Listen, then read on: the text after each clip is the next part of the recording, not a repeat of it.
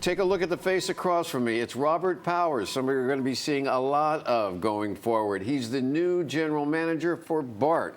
First question everybody's going to ask is, why on earth did you take the job? Well, I think I've been working with BART for 7 years. I was the deputy general manager. I have a good sense on what needs to happen, and my vision is very short and sweet. Customers must come first. Well, let's go right to that, because customers have had a lot of complaints about BART in recent years. I mean, anybody that's ridden the system has seen we've had fare evaders, look, flagrantly just walking in. We've also had problems in the stations in the past with cleanliness and stuff. But a lot of this, as the issue is, how do you just keep trouble out of BART if it's so easy to get into it without even paying? Sure. So first, Phil, that was a while ago.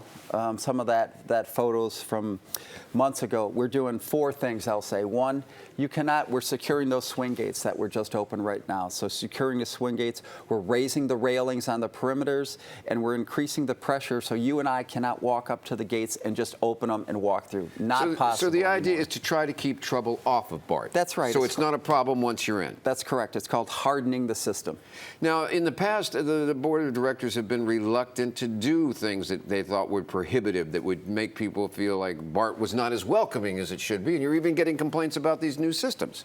Well, I think right now, I think the board of directors and myself, we have a quality of life initiative that we're all behind and that we're going to implement. And again, the customers must come first. Okay, when you say quality of life, what are we going to be seeing going forward? What have you guys going to do in the next couple of months that's going to make it better? Okay, on the homeless front, we're going to expand our elevator attendant program to all 4 downtown stations. We're going to have homeless outreach teams at all 5 counties within the system. We're going to continue to harden the system. And then we're having discussions with the board on an ambassador type program. The concept being more presence in the trains and on the system. Because people see on the trains, okay, like people, sleeping, okay, you see them sleeping on the streets, and this was a terrible scene a couple of last year. Yeah. I mean, that was just terrible. People openly shooting up drugs in the BART stations. That's not the case anymore. You've cleaned that out, but the stain of that image is still there in a lot of people's minds. Correct, that is. And I think that's going to take a while, for people's perceptions to change. But if that same hallway, you went down that hallway right now or this evening at peak hour, you wouldn't see that. It's much cleaner. But there is a good chance, I take BART regularly, when you get on, you're going to see somebody possibly passed out or sleeping in a chair. In every car. Yeah. 1 or 2. You're going to see people sort of rambling up and down the area. It's not against the law, what they're doing, but it does not make people feel comfortable. What do you do in that situation? So, again, we're trying to, a couple of things. We're trying to intervene with the homeless outreach teams. We're trying to get more presence in the system and intervene. If I'm on the train sleeping, you come up to me, hey, can I get you help? Can I point you in the right direction? And the other component of this is the hardening of the system. And preventing some of that behavior from getting in. Because a lot of those people that are sleeping there didn't have the fare to begin with, yes, is that it? That's correct. What about more police? More police. It is one of my highest priorities. We need a fully staffed BART Police Department, and one of the initiatives will get a full BART Police Chief. Do you think, yeah, because you're without a police chief and you're under offers. How long do you think it will take for you to get BART up to the police staff? Well, right now, we've hired 33 police officers in the last 6 months. That's more than we've hired the year prior. So we're already ahead of schedule there. I think we have 13 vacancies in the police department, and it used to be 40. It's a tough job to be a police officer, but we're making inroads. We're paying now, working with our unions. We have committers pay with everybody, with other jurisdictions. Right, but you still have only like 1 BART officer for 2 stations. I mean, it's bizarre that you would have 1 BART station covering 20 miles of track and 2 stations. Well, I think it's a bit exaggeration, one cop for covering all of that. But we have them out in the system. We have supplemental forces called CSOs, Community Service Officers. And the other thing is our ambassador program that we're trying to work with the board on. Okay, so do you think that ambassador program is going to go through? Are we going to see people in jackets down there? Yeah, Can I help you? Can you I do think that? so. That's the whole concept, is maybe something similar to the MTAP program that Muni has, but just a presence, not a law enforcement presence, somebody in a vest, a jacket, with a radio that can go back to the BPD headquarters. So the idea is, if we'll make it safer, but in the meantime, we're going to make you think it's safer. Hey, perception is 9/10 of it, right? That's correct. Okay. Well, can you stick around? Because I also want to talk to you about BART in the future. Some of the things that are happening, I'm not sure the viewers know about that could change the entire Bay Area. Can you Sure. stick? Okay. Sure. Welcome back. Joining us, Robert Powers, the new executive director or general manager of BART. Yes. One of the heaviest commute lines in California, and it's going to get heavier. What is going on with BART in terms of expansion? So a couple areas that we're looking at. On the heading out east, we're working with Valley Link folks out there, which was, the BART to Livermore discussion is now Valley Link coming in, and that's the east.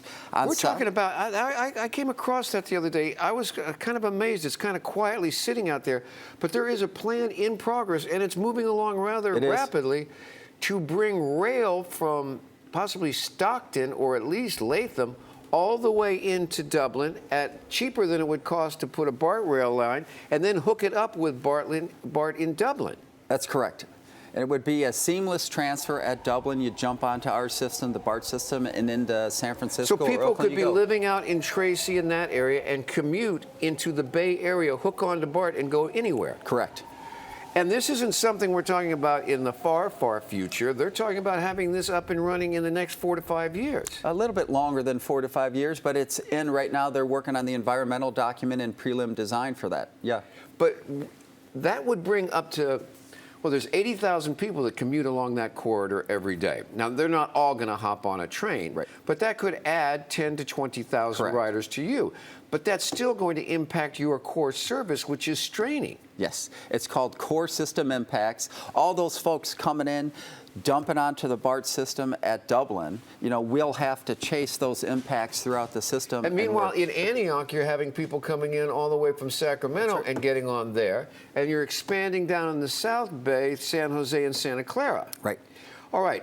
So somewhere along the line, you're going to have to do something to expand this core service. One of the things we hear about, is a second BART crossing on the Bay. Right. Is that realistic? Absolutely. We are in the preliminary planning for that right now, but all those additional capacities that are coming in from the south, from the east, from the north, they have to go somewhere, right? And we will be at capacity across the bay. So right now we're looking at a new second crossing there. But the interesting thing there, Phil, it won't be just BART. BART's its unique gauge, that. Rail gauge. It'll be standard gauge. So Capital Corridor or Caltrain would be able to use that facility as well. And that's going to cost a load of money. It is. And that's why already your buddies in the corporate world and other places are putting together this idea of a mega bond, not just 9 Bay Area counties, but possibly, 21 counties everybody chip in? Right. Yes. Because you guys are going to turn this entire region into one big suburb? Well, what you're looking at, Phil, or what we want to consider in the Bay Area is a network that has seamless mobility in it, and that folks can come in from Sacramento, they could come in from Stockton, all the way in, seamless transfers, jump on into San Francisco, down to San Jose, and that's the concept. You want mobility and you want connectivity. Mobility and connectivity. You also want speed and time. And you also, when you get on a car, you want to be like a human and not a sardine. How are you going to accomplish all these people?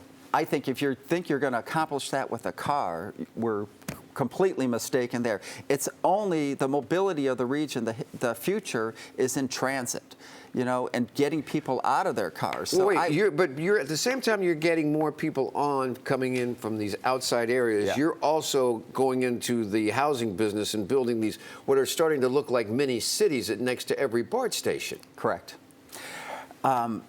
development around the BART stations, some density around the BART stations, that's a good thing, Phil. I think people living and working where they can jump on and off a transit system, be it BART or any other transit system, is the way the future is going on. Not future is going, the future of that is here.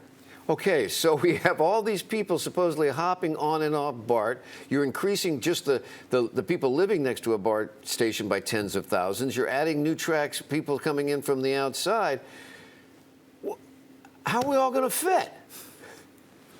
Well, I think the new fleet of the future coming in, we're expanding our fleet, adding new trains, adding more service, the new train control. We're going to go from 23 trains an hour to 30 trains an hour through the tube. I think that's the capacity that we are providing for the Bay Area in the future. And I think everybody working together, that's going to have to be the future there. What are you going to do? Get your seat on a lottery? This is, welcome to New York. Welcome to Chicago. Goodbye, Bay Area. Thank you, BART. The wave of the future. Rob Powers, stick around because this place is going to be changing, and it's going to be changing fast. It already is, and this is just the start. The fast track's yet to really hit.